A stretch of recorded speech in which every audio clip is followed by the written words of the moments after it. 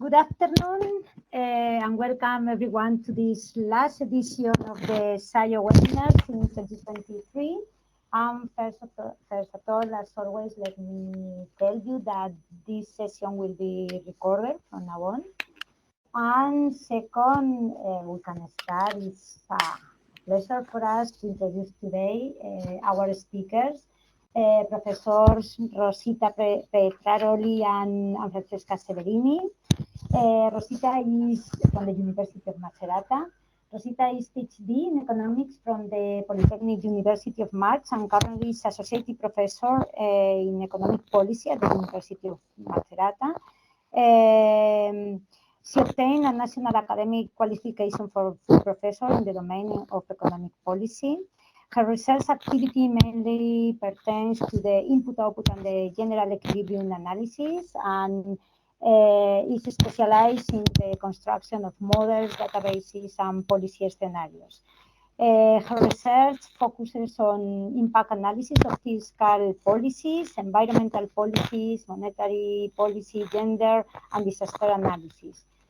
Rosita is currently a member of the research team cooperating with the Italian Ministry of Economic and Finance for the development of a regional CGE model, the MACGEN-IT, for the simulation of the Italian economic policy, and also has collaborated with FAO for the construction of the SAM for Syria and the simulation of food security and poverty reduction policy and scenarios. Francesca Severini is PhD in political economy at the Polytechnic University of March and is currently assistant professor at the Department of Education, Cultural Heritage and Tourism of the University of Macerata, with national qualification as full professor in economic policy. She is also team member of the MACGEN-IT model and simulation of policy scenarios for the Italian economy. Francesca currently serves as council member of the International Input-Output Association and is also a member of the Italian Economic Society. She has been consultant for FAO and expert economist in computational general equilibrium model. Her research interests are mainly oriented to the multisectoral and computable general equilibrium modeling with application to income distribution, tax reforms, etc. Rosita and Francesca are members of SHAIO and are active participants in the different activities and kindly accepted our invitation to give this seminar on this relevant topic.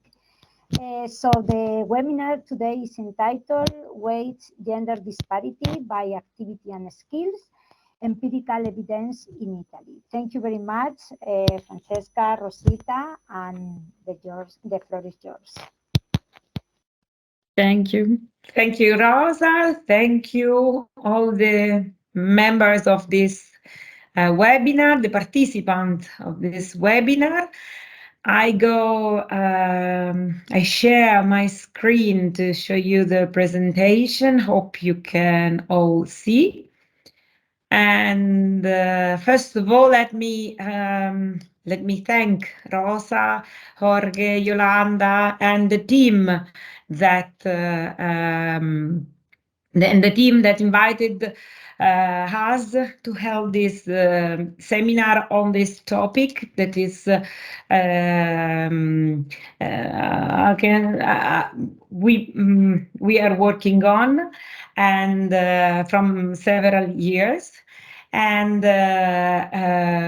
this is just an example of our research activity here in the University of Macerata. And we wanted to present to all the audience this research we are doing for Italy, because we believe that the methodology, the approach, and also the subject, the theme is very important, is relevant also in a European context, in a European more wide environment. Indeed, just going very briefly on the content of this webinar. We will try to describe very briefly the mainstream on the gender issue, mainly related to the gender employment and the pay gap, and the attention that the European community, the European Union is given to this topic. What are the challenges that the Europe is going to face in this issue, and what are the results achieved till now? But, and here is our contribution, what are the suggestions that we can provide to the policymaker, that we can give to the policymaker in order to achieve the targets of gender equality? We describe the possible issues that might hinder the introduction of a gender policy, represented by the possibility of registering a trade-off between some macroeconomic variables, and this make the use of a multisectoral approach and a general equilibrium approach very important in this aspect. Indeed, when we are going to the analysis of gender impact of policies, we cannot limit the attention to selected variables, but we need to keep a wide vision of the functioning of the economic systems, the relations occurring within the economic systems, the linkages, and also the interactions. So that's why we developed a sum-based CG model for the Italian economy and tried to simulate some scenarios that are, for the moment, hypothetical scenarios, some standard exercises that give us a lot, that even though they are standard, they give us a lot of information on how the policymaker should approach the problem of promoting the gender equality, at least in Italy. We are moving on the general European gender equality strategy for 2020-2025. We know that there are the challenges Europe is going to face are very intriguing. Indeed, the goal, the target of the Europe is creating a society where women and men are equal and free to pursue their chosen path in life, have the same opportunities, and can participate and lead the European society. This ambitious target involved a set of means overcoming a lot of issues, like facing the violence and ending the violence and the stereotypes, and thriving in the gender equal economy. We are economists, so we will focus mainly on these aspects. So all the measures that can somehow change the economic perspective in which men and women are seen within the society, and what the policymaker can do to close the gender gaps in the labor market, considering several aspects, not only the general gap, but also the differences that each economic sector might show. Also addressing the question of the education level. That is quite important when we are talking about the level of employment and the wage. few words on the gender employment gap in Europe. We are, even if, as you can see from this graph, even if the gender employment gap in the European Union is slightly decreasing, the women remain underrepresented in the labor market. Indeed, we have 79% of men that are employed instead of 67.7. 68% of women employed. So even if the gap is estimated in 2022 around 10.8 percentage point, the target that the European community is facing is to achieve 5 percentage point of gap by 2030. So we have a long way to pursue, and the policymaker is involved, the national policymakers are involved in doing this, in working in this direction. Inside the European Union, however, there are a lot of differences. So the inequalities, especially in employment rate, are quite wide between among the European countries. If we look at the condition of Italy, for example, we have we can observe that the gender gap in employment rate is quite high, very close to 20%. 20 percentage points, so in a higher position compared to the average of the European Union. Just to make a comparison, the situation is quite different in Spain, which is under the average of the European Union. And a lot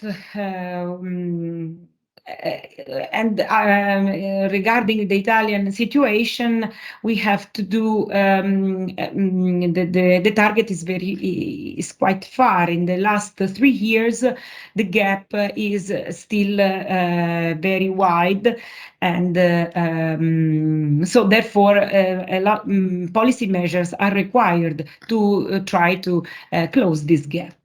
We can also imagine how the COVID pandemic has weakened the women employment and financial security. This is demonstrated by several contributions in the literature, and after the recovery plans that have been promoted in the European member states should work also in this direction. So in the direction of closing the gap.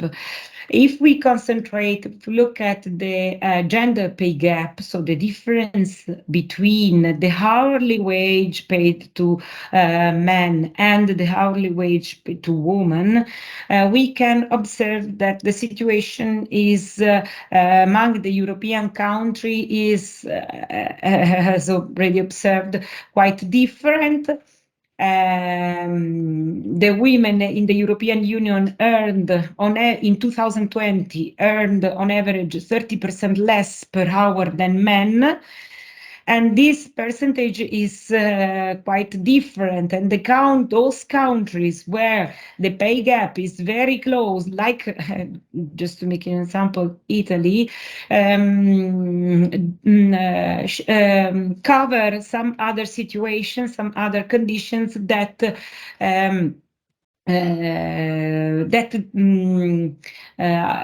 somehow do not solve the problem of the equality, somehow hide the problem of the equality between the gender equality. We know that the causes of the gender pay gap can be represented by this sectoral segregation, so overrepresentation of women in low-paying sectors, and somehow highly feminized jobs tend to be systematically undervalued. Other causes are the unequal share of paid and unpaid work. I just list these elements. The problem of the hierarchy inside the employment and the level of pay. Even when employed in the same positions, women tend to earn less than men, almost in all European countries. And the discrimination somehow are also showed when the position and the conditions are the same, at least externally speaking.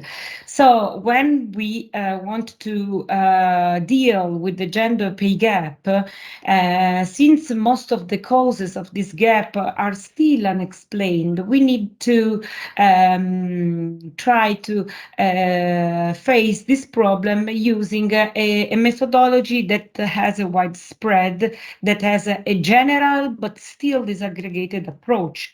Because if we are able to detect what are the possible strategies, the possible policies able to remove the inequalities, we can boost the economic growth together with achieving the gender equality. Indeed, we have a lot of contribution in the literature that showing that there might be a lot of advantages in reducing this gap in terms of higher employment rates, in terms of poverty reductions, GDP increase, and also dynamics in the population.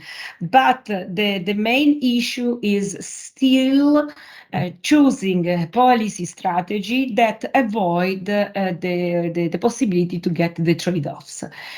Indeed, we can see that expanding the female employment should not have negative effects in terms of pay gap, and it must not have bad other negative effects on other macroeconomic activities. Several studies in the literature demonstrate that gender policies can be more effective if they are designed to take into account the differences among industries and production processes, the differences among the level of skills and education, the characteristics of the labor market, and the territorial dimensions. So, using the multisectoral approach, we want to include most of these elements, not all. We are not still able to do so. Most of these elements into our analysis. We believe that using this approach, we can highlight the gender differences between industries, first of all, and types of workers within different industries, and therefore capture all the direct and indirect and induced effects of policies that are meant to reduce the gender gap, but also policies that have some other purposes. Indeed, we have to widen our perspective. Sometimes policies that are meant to improve the production or to sustain the production of selected sectors might have effects in terms of gender variables that we can somehow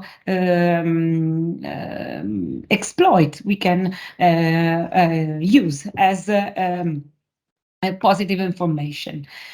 We move in the, so therefore in this study we propose the construction of a gender social accounting matrix and a gender computable equilibrium, a gender computable general equilibrium model.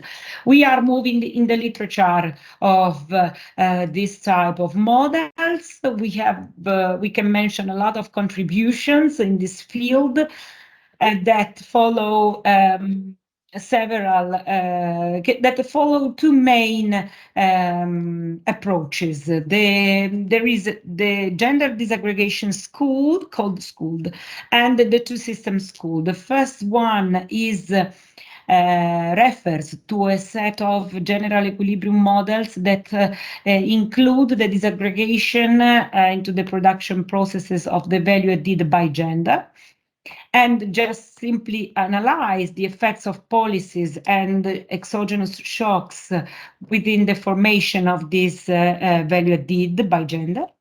The two-system school refers to a set of models that mainly try to include inside the model also aspects related to unpaid work or unpaid work, but and the contribution in this second field are very low.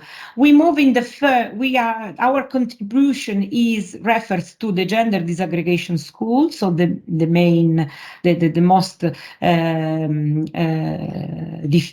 spread approach.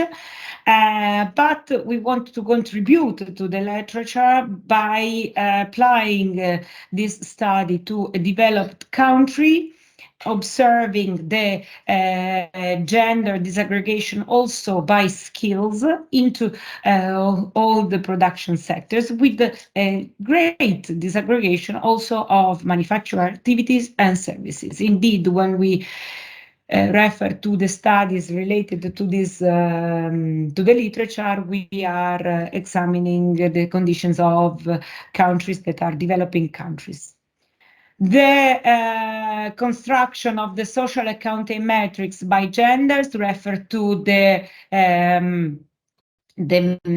principle of the income circular flow, so the generation, distribution, and redistribution and use of income inside the economic system can be accounted and can be included into a matrix where all the flows referring to these flows, domestic and with the rest of the world, are counted, so that we can have a scheme, an accounting scheme that itself shows the equilibrium, at least the national accounts equilibrium between the equilibrium between the economic flows in a certain selected year.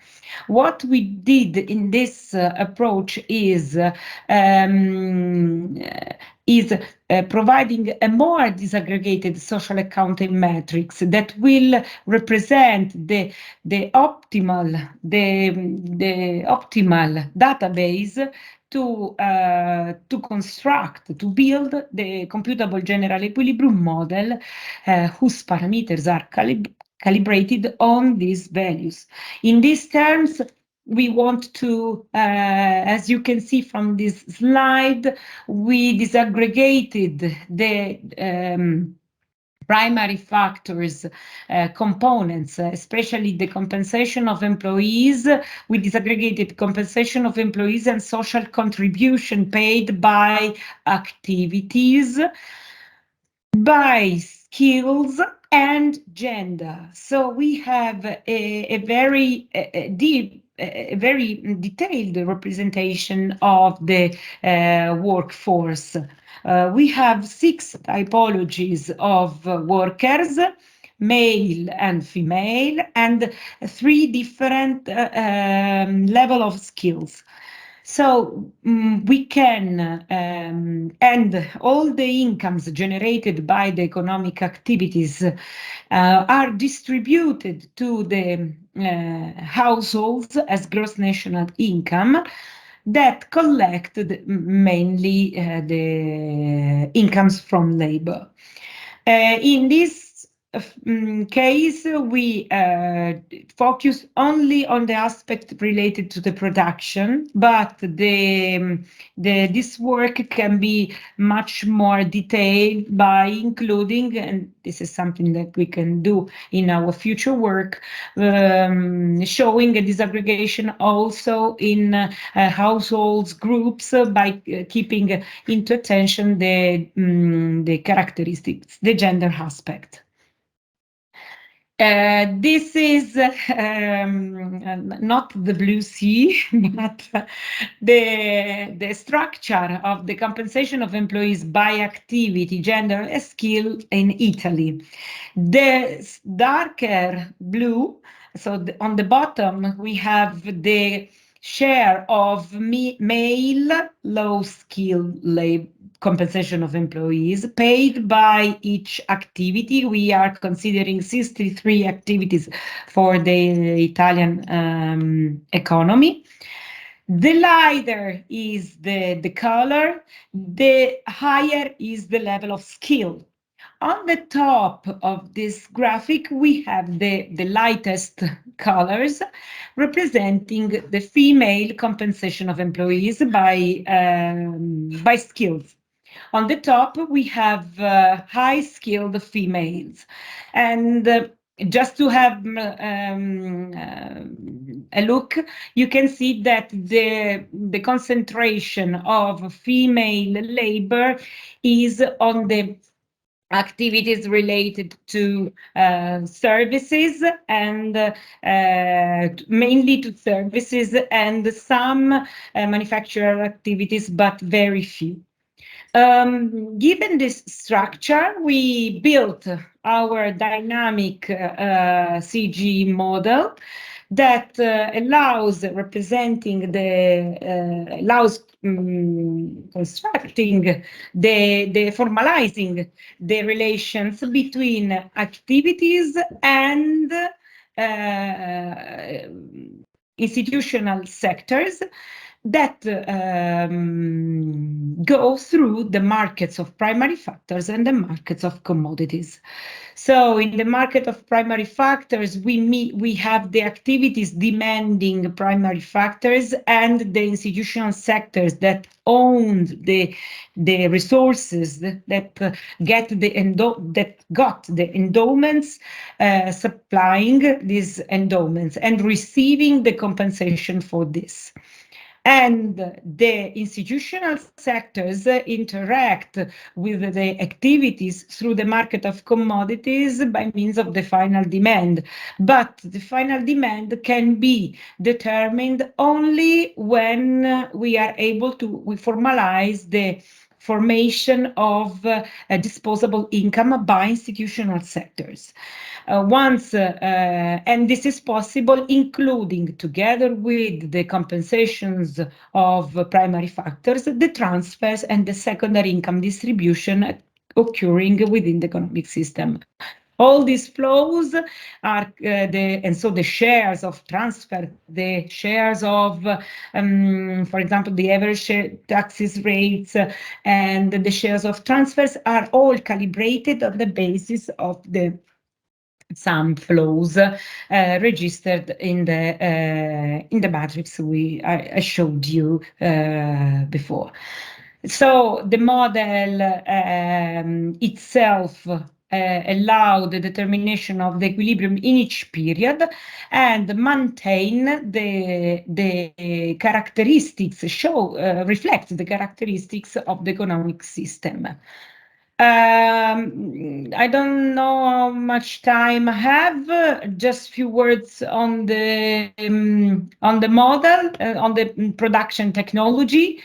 We assume that the total output by each activity is obtained through a nested production function. So the combination at different steps, at different level of the primary factors.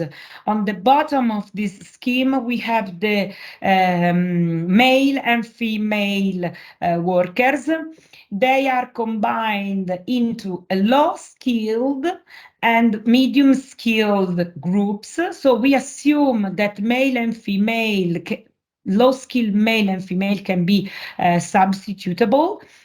And low-skilled and medium-skilled workers generate the aggregate called labor, medium-low labor, skilled labor.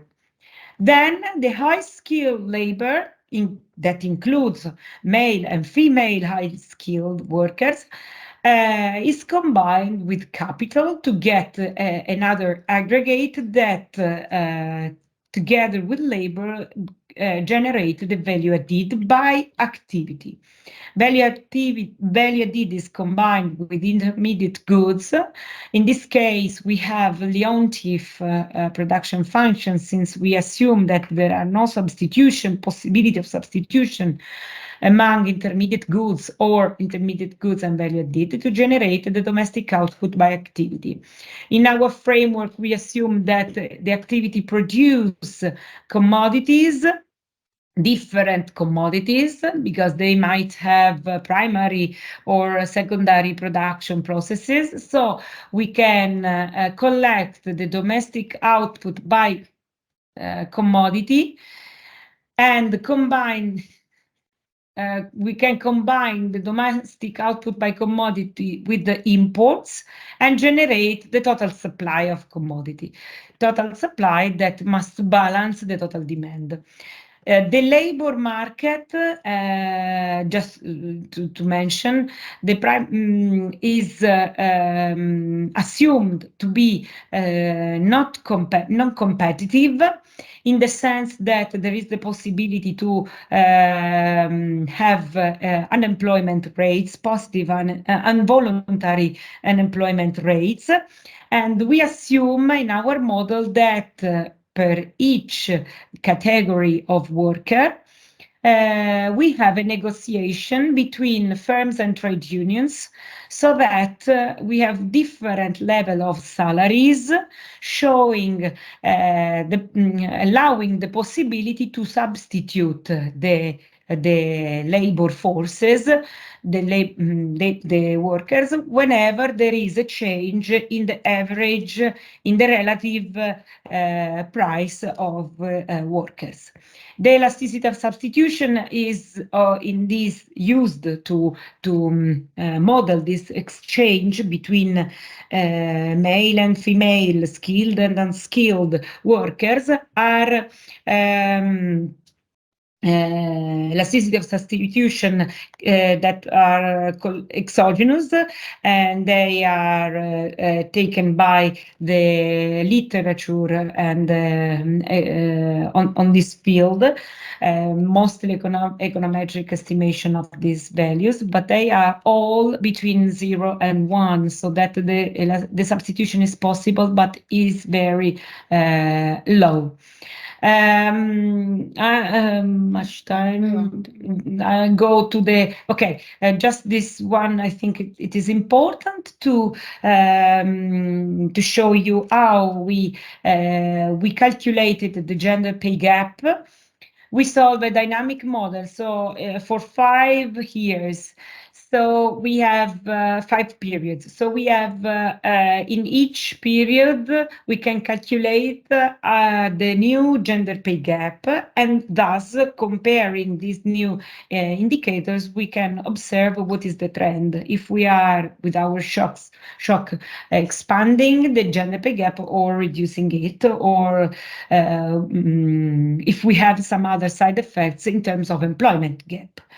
The gender pay gap is calculated as the difference between the hourly earnings by men,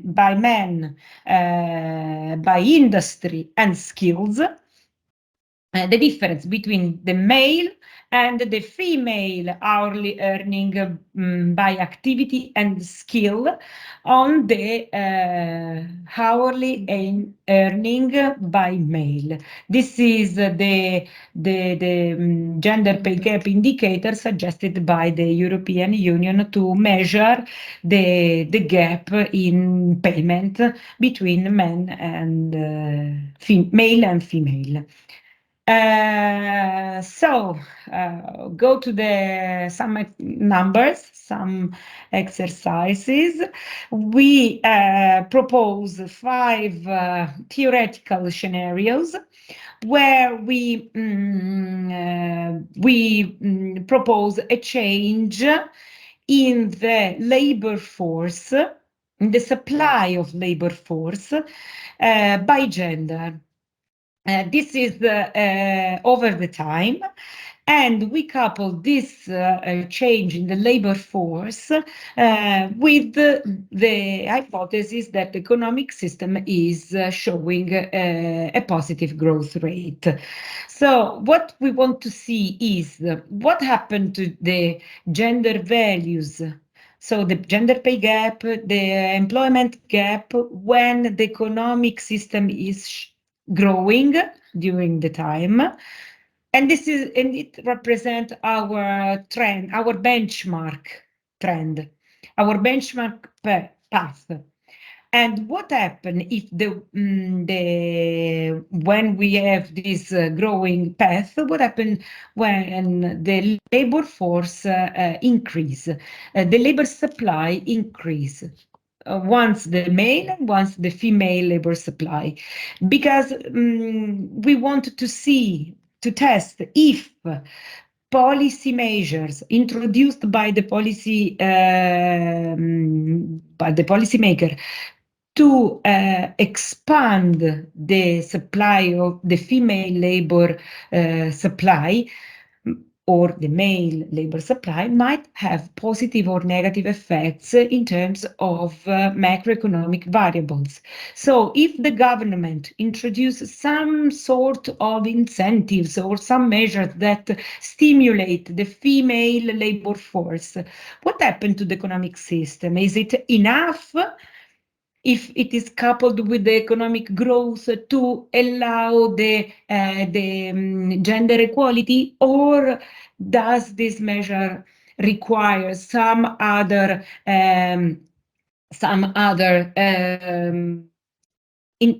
policy actions? So this is what we want to see with our 1, 2, and 3 scenario 1, 2, and 3. Scenarios 4 and 5 are 2 scenarios that we wanted to observe in order to see what happened if the female and male labor force decrease. What happened, just to make a comparison, just to see what can be the effects. It's, I repeat, it's a theoretical approach. It's a theoretical exercise.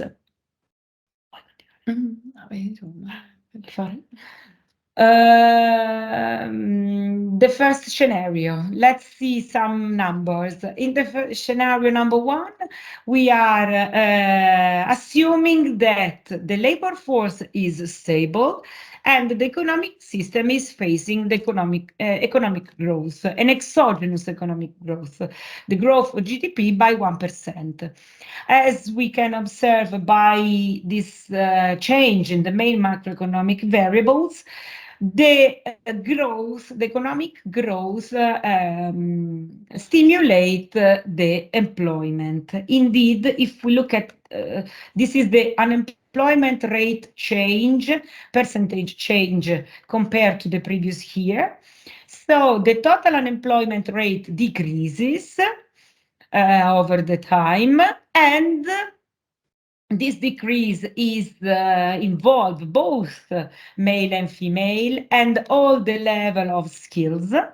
And the gender pay gap tend to narrow during this period. So if the economic system is able to, the Italian at least economic system is able to follow a path of economic growth, without any particular policy measure, we can observe that the gender pay gap and employment gap, and that the employment, not gap, but the unemployment rate, sorry, tend to reduce over the time. Now, what happened if the first case, scenario number 2, we have the economic growth coupled with an increase in male labor force? As we can see, we still have a reduction in total employment rate. But if we look at the red circles, we see that there is a substitution effect between male and female employment. Indeed, while male unemployment rate reduces for all the level of skills, female unemployment rate tend to raise. So increasing the male labor force means, in our model, making the male labor more cheaper. We can say the salaries paid to male slightly decrease, and this stimulates the substitution between male and female, generating an effect that is not acceptable in terms of employment gap. But if we look at the gender pay gap, we see that for all the skills and over the time, the level of gender pay gap tend to reduce. So this effect is explained by the fact that the female that are employed still receive high salary, and the male that enter the labor market receive a lower salary, thus reducing the gender pay gap. So we have to look at the effects in terms of what happens if the female labor force increases. Also, in this case, we have a reduction in unemployment rate. So the expansion in the supply of female labor has positive results in terms of unemployment rate because it reduces. And if we look at the detailed, in disaggregated terms, we can observe that the unemployment rate decreased for female, but also for males, meaning that the female labor, the demand of the expansion in the demand of female labor also drive the demand of labor force. But here we have the red circle, meaning that there is some undesired effects. The pay gap, the gender pay gap, tends to expand, increase, especially for low-skilled workers. This is also an effect that a trade-off effect, we can call it. So an undesired effect that suggests, and I anticipate some conclusions of this work, these results suggest that if the government introduce policies that stimulate the back to work of women, or the expansion of female labor force, this is not enough to close the gender gap. This is not enough because the expansion in the pay gap should be avoided, should be limited as much as possible. And this is possible by coupling, by introducing a policy on the side of the government that stimulate the female demand, the female labor demand, or at least that stimulate that increase the payment for female.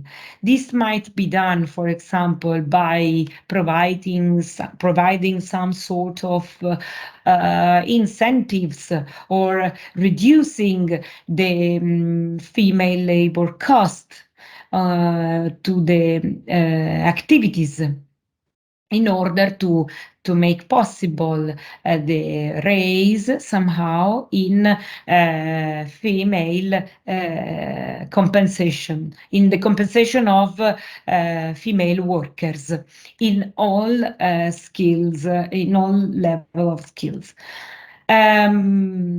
Just for the case of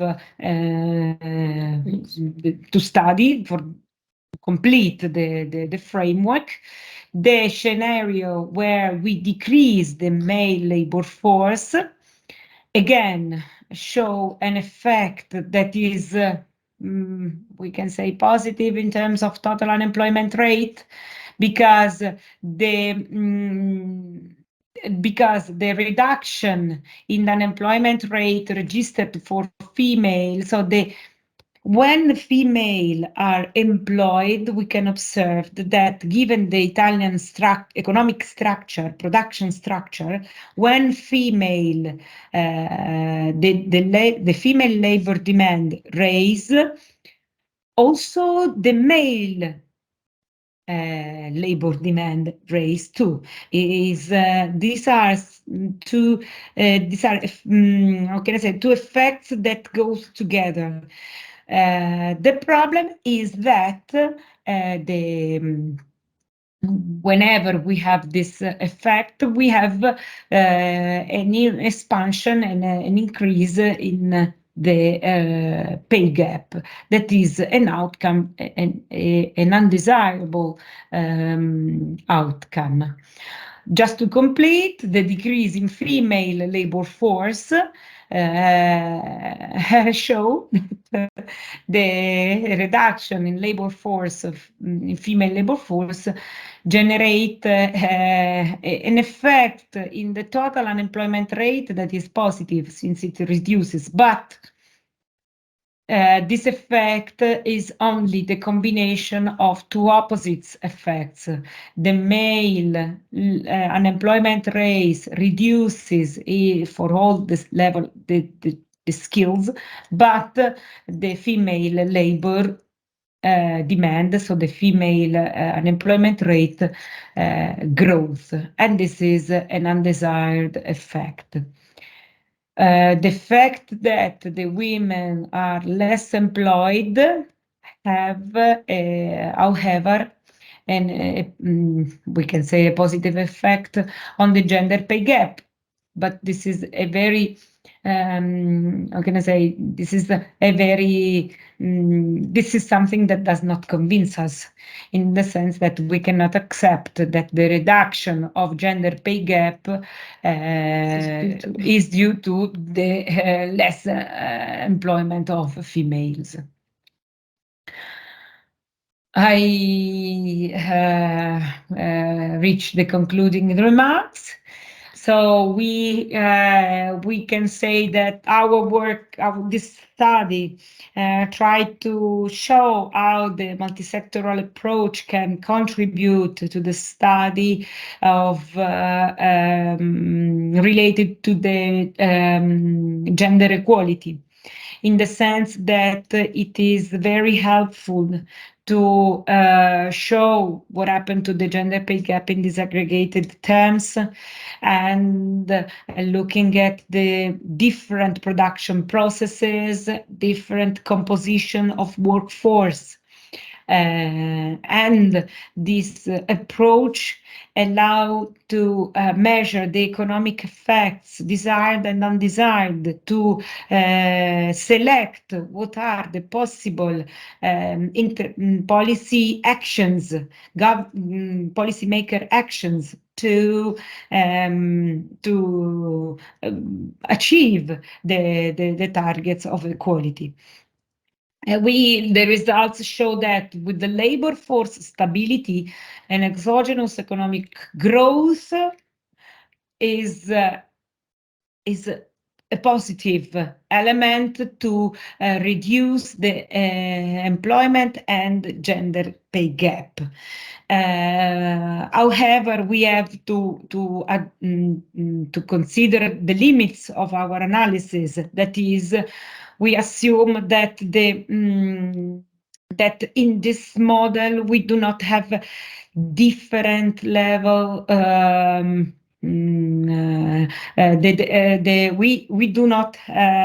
are not able to measure the decisions of the households and the groups. Since this is a macroeconomic model, we do not have the micro foundation, a microeconomic model able to model how the households and the male and female workers might decide to change their supply of labor according to the changes in the economic conditions. What we can say is that incorporating the labor force dynamic that is unfortunately exogenously introduced give us the information that these supply side shocks, so expanding the labor force, must be accompanied by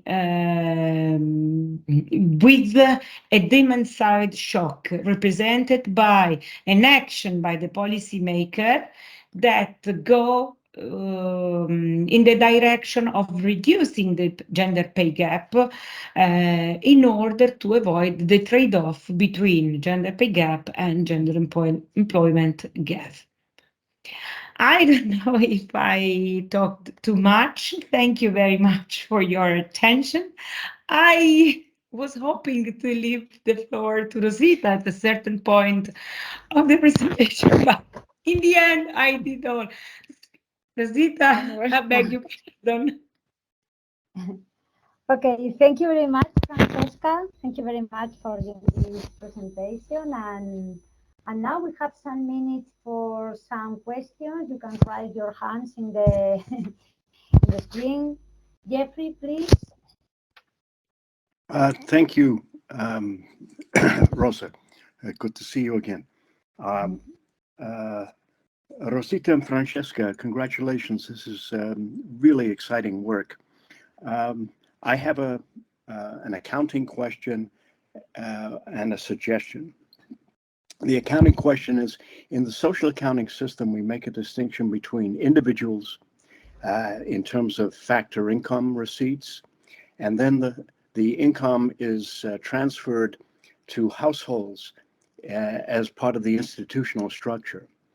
And what I don't quite understand is what you have done in terms of only specifying this, as I can see in the general accounting structure here, that both the factors and the institutions are the same. And so I'm wondering what role you might consider in some of your future work introducing different types of households. In other words, households with single male earners, single female earners, with male and female, or two males, two females, with children, and so forth. Because some of the work that we have done looking at income distribution and consumption behavior, it varies very significantly by household structure. And I think that part of the differentiation might be too complex to include within the SAM.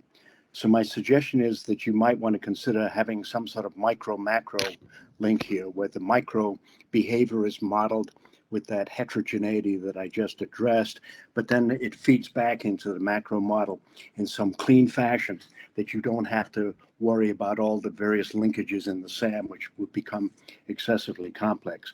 So that's one suggestion. The other thing is, when you were dealing with the scenarios, what I would recommend is a summary diagram or table, so we can see what goes up, what goes down with all of these things in one visualization.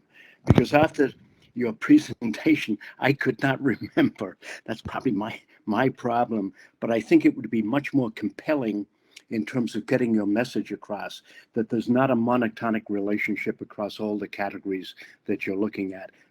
Participation, the wage gap, and employment levels, and so on and so forth. So thank you very, very much. I really enjoyed it, and look forward to some future work from you. Thank you. Thank you, Professor Jung. I don't know, Rosa, if we can answer step by step. Okay. Yes. Thank you for your... No? Okay, come on. ¿Vuoi rispondere tu? No, vai, me la parlo. Okay. Thank you for your suggestion, very helpful and very interesting suggestion. For what concerns the summary diagram, yes, we also need a summary diagram to recall the results. You're right. For what concerns the accounting in the social accounting metrics, we in a different paper we try to disaggregate households by income, by gender, owned by the different gender hypotheses. For example, the main owner of the households, if is the higher income is the female, or if is the male. So this was our attempt, but we can also try to disaggregate differently in order to face this huge problem on the behavior of consumption, of course. We saw also in the literature some approach that disaggregates households in terms of typology of consumption, but it was a different work, and yes, we are trying to face this problem in the disaggregation, but we just published a paper on this disaggregation by gender. And yes, you're right. We really need a micro simulation of the behavior of the for what concern the decision on labor supply. We do some work on this attempt, but not in the field of gender analysis, but in the for the problem of skills. But you know, there is a lot of problem using a micro model. There is a lot of problem concerning the integration of result into the CG model. So we are still working on it, and thank you very much. Okay, Alejandro also is raising. Yes, Rosa. Thank you, Rosa.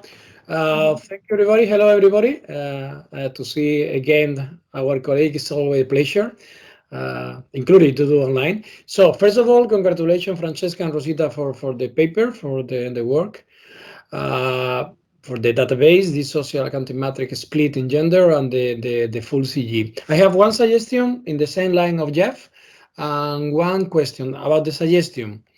It's very typical in this kind of paper to do as you have done, so trying to distinguish between skill and skill, female and male. But it's something that could be interesting, and your results are interesting, but perhaps could be more interesting or could be complementary to introduce the level of income in the household. So sometimes I think about it, and we are always trying to increase our database, our sum, including more rows and columns with more data, including more information about household or whatever. But at the end, we are working with very big sums, And sometimes it's very difficult to work with this kind and to run the model, the CE model, with this kind of sums. Therefore, with this idea to include in your analysis not only skill and the gender, to introduce the information about the level of household, because I think could be very interesting to see how very low level of income, the gap between female and male could be bigger than in the top of the household, attending the level of income. It's the use of the CG plus microsimulation. So to try to connect these two kind of models. I have done with my team some papers in this line, and I think could be some of the future to have more information in the same model, and to avoid the problem to have a very big sum, because you know perfectly that there is one point. It's very difficult to work with very big sum and to introduce in the CG, not only in mathematical terms. In terms of to work with very big Excel with a lot of rows and columns, perhaps could be a very good chance to try to add this kind of two models, microsimulation plus CG model. And my question, if you are nested production function, I have seen in the slide that you have used in different level of the nested CES function. Yes, you are moving. Perhaps before. Yes, there are several levels that we have used in the different level of nested and CES. My question is very simple. Have you had enough information to fulfill all of the parameters and elasticity to have a good CE model with the different level of the sector and account? Because sometimes the problem to use this kind of technology is to have enough information for the technical calculation for the parameters and elasticity. If you tell me, okay, yes, we had enough information, okay, no problem from my side. But sometimes I know that people start to use very standard parameters and elasticity, not according with the reality of the economy. And after that, the result of the CG could be not right. I don't know if I explained so well. So my question is this: have you had enough information, or have you used the literature? It's a very typical way to give a solution. The literature. I don't like when I see in one paper using the literature. No, my God, no. You must use the information of your economy. Thank you again, and congratulations for the work. Thank you. Thank you very much. Just a few words. Thank you for your comments and suggestions. Surely the upgrade, we can say, of these models is integrating the CG model with micro simulation. We totally agree on this field because managing huge sums, as we are doing in exercises like this, is very hard. Not much for the construction of the equation, for the programming issues, but for the collecting of the data, the accounting consistency. And sometimes we do not have enough information to track all the flows, to fill in all the cells of the sum. So absolutely, this is a very hard work. Generally, this is the hardest part when developing a model. So, and of course, it's a very good suggestion, and we thank you, to consider the level of income by households, because in this paper, we assumed that the households collect all the compensation of employees. So all the disaggregation in the value added then collapse into one household group. And we can understand that this is a very limited aspect. As regard to the elasticity of substitution inside the production function, we used the estimation for Italy of the substitution between male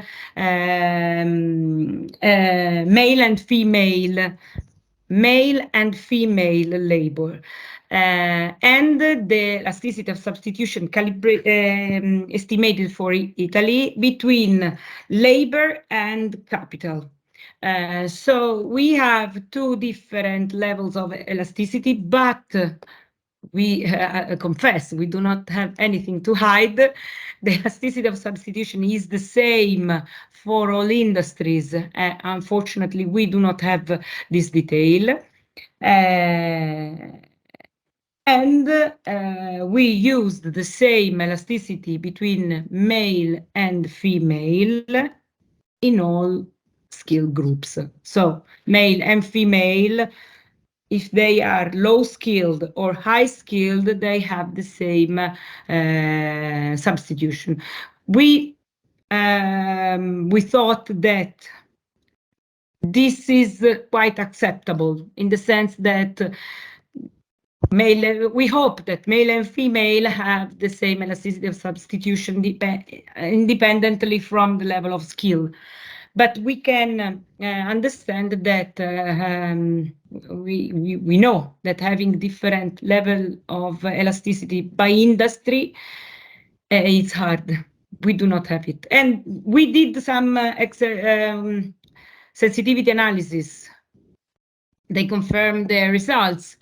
But even stressing the level of the parameters can be done in general. We did not stress the parameter by industry.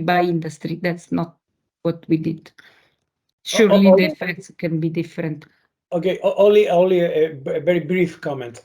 In these cases, perhaps it's not necessary to do a very complicated net production function in your model. So it's enough to use Leontief technology as you have used, or Kodalas technology that you can calibrate it directly using the SAM, and you avoid any external information, any external problem, and focus your CES technology only when you have information or is crucial for your modeling. Other hand, this does not make sense. It's not worth to try to use this level of technology, because sometimes to use very general elasticity and to repeat in the different level of the different account the same elasticity at the end is not worth. It's not worth. Okay, only for it's my opinion after 7 years doing kind of what I mean. Okay, anyway. Okay. Thank you very much. Okay, we have a last question. I think it's Yolanda. Could be? Yes, it's me. Okay. So thank you very much for the presentation. I mean, I really like the work. So thank you very much. I think there is really interesting things, and I have a lot of doubts. But doubts, I think, for not understanding some of the process that might help to understand the results. Actually, I was quite surprised, even if I have worked with Italian data. I didn't realize that for Italy happened this when you see the European countries, a kind of trade-off between employment gaps and pay gaps. So you have really high employment gaps, gender employment gap, but low wage gaps, and it doesn't need to be like this, because most of the countries usually it's not like this. So I kind of surprised, and I think that this kind reflects on the results in a sense. So there is something that I would like to understand better. So actually the first stuff is in the baseline, when you increase the economic growth, okay, in the baseline model. I guess this is because of the economic structure, but clearly there is a big decrease in unemployment in the male low skill and medium, much higher than in the rest. So actually this can actually explain a bit later what is going on maybe. And this surprised me a bit, because I mean, I understand that it's a general economic growth, so all sectors are growing proportionally to what the big size. So this means that the employment is much bigger, what I want to understand, on this particular, on low skill, which I didn't expect as much actually. because it's quite in unemployment rates. And this will be one of my suggestions that maybe will be also interesting to see, but maybe this will be another paper, to kind of do a shock, in the sense like usually when we growth or decrease, I mean, thinking on the crisis, it's not proportional. So it's depending which is creating the growth.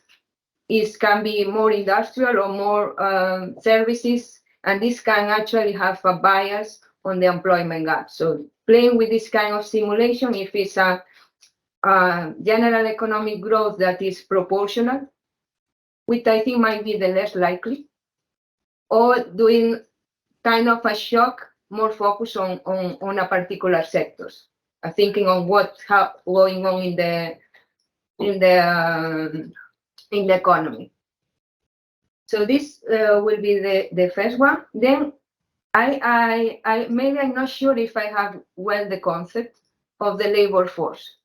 When you do the exogenous labor force increase, this will be, if I'm right, not like more women enter the labor market, but entering the labor market can be employed or unemployed.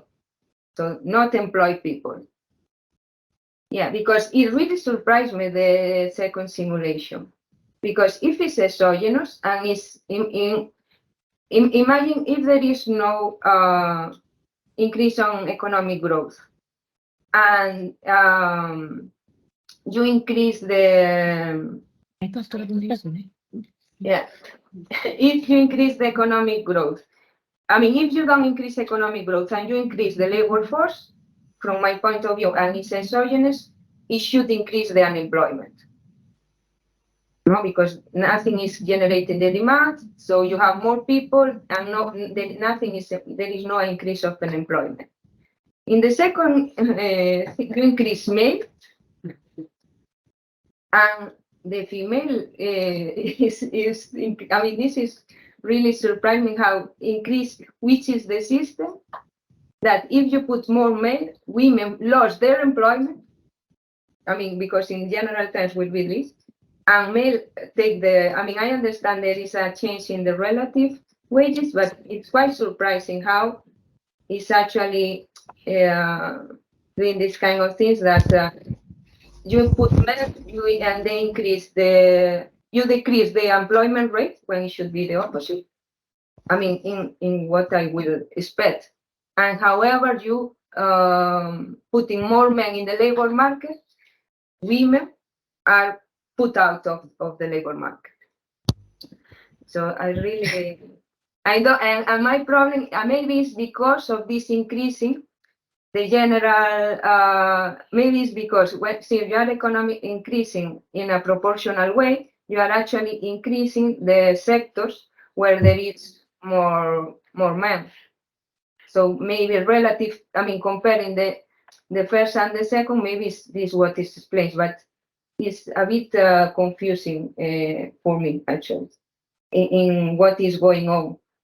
So I don't know if you do this kind of simulation, like doing a shock in particular sectors, maybe this is helping to understand what is going on relative to a general increasing of the labor force.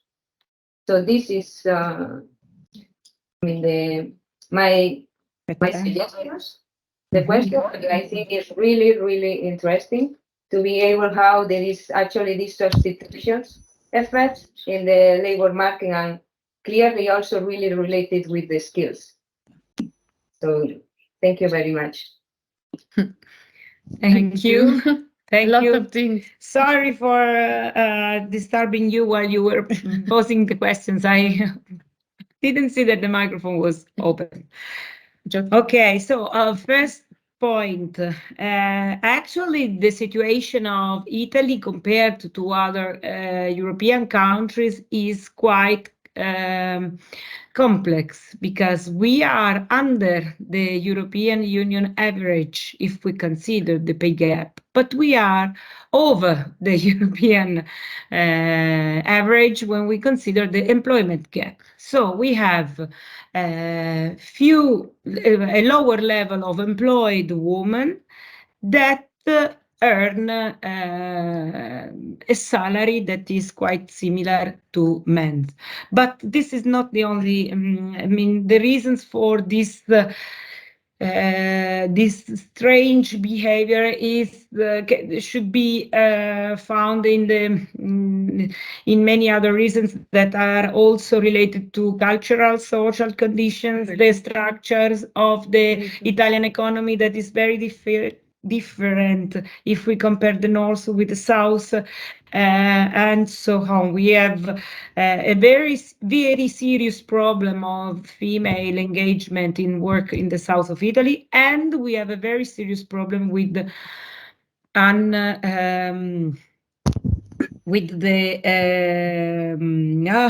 unpaid work. And trying to capture the flows of women that are working but are not captured by the national accounts should be one of the elements that might give us some other explanation of this strange behavior.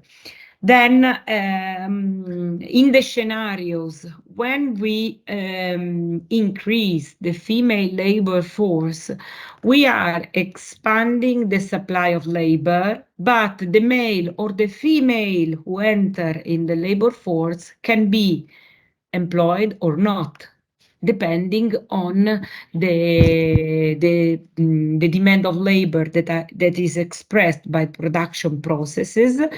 And the demand of labor of male and female by gender depends on the change in the relative price, given the possibility of substituting, even if it's low, the possibility of substituting men and female. So what happened is that when the male labor force expand, since in the Italian economy we have mostly the level of men employed in manufacturing activities, agricultural activities, and most sectors are male, this automatically stimulate the male labor demand, reduce the salary, and then make it even more convenient compared to female labor. So, and this effect is something that generate this substitution effect between male and female, and generate these sometimes trade-offs, these effects that are in some sides opposite. So your suggestion of trying to introduce shocks that affect particular sectors or particular activities is very interesting. It's a very good suggestion, because we might choose maybe blocks of sectors that behave all in the same way and try to test what happened. So if this is an effect that is generalized, or it is an effect related to the dominance of some industries demanding some categories of workers over the others. So this is something that we will explore surely. Thank you in future works.